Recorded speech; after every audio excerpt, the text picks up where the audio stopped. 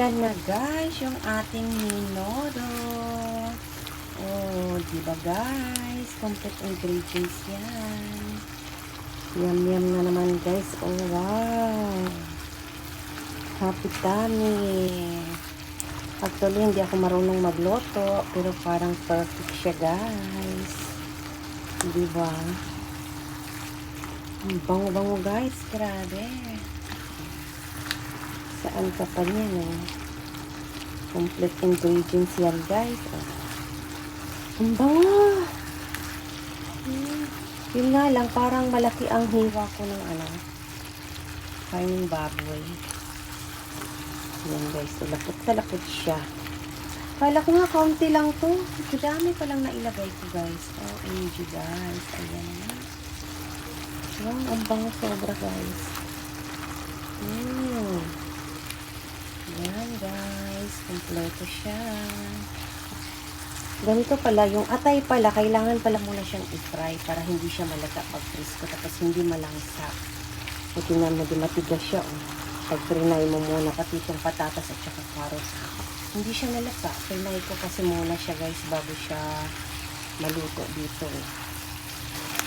Ayan na guys. Super yum to guys. Grabe. Ayan na. Ang bango. Parang natuyo na yata to guys.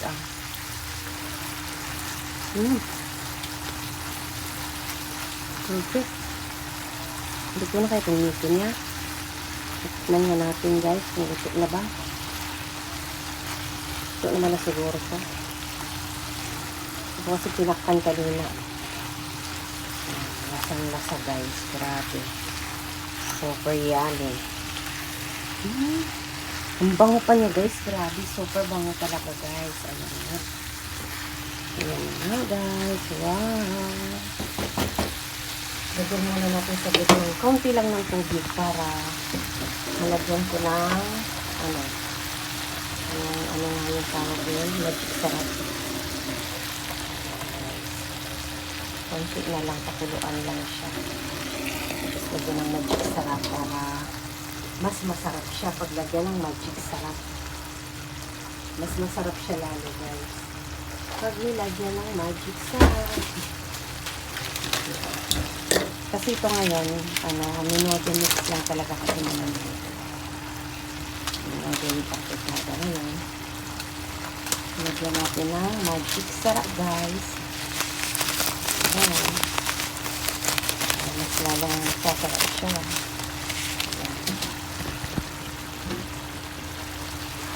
Ayan, nagsabaw na siya. Nilagyan ko kasi konti. Kanina wala masyadong sabaw.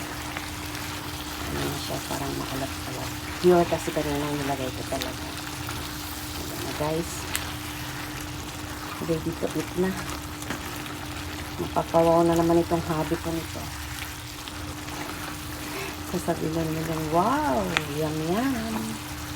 Kasi hindi pa nila tikman tong luto ko. Kasi kalderita yung luto ko na nakaraan. Ayan guys.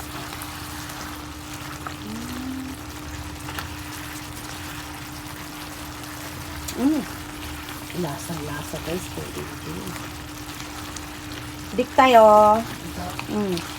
Buhang ito iyo. Iyo. Ayan guys, kain na tayo.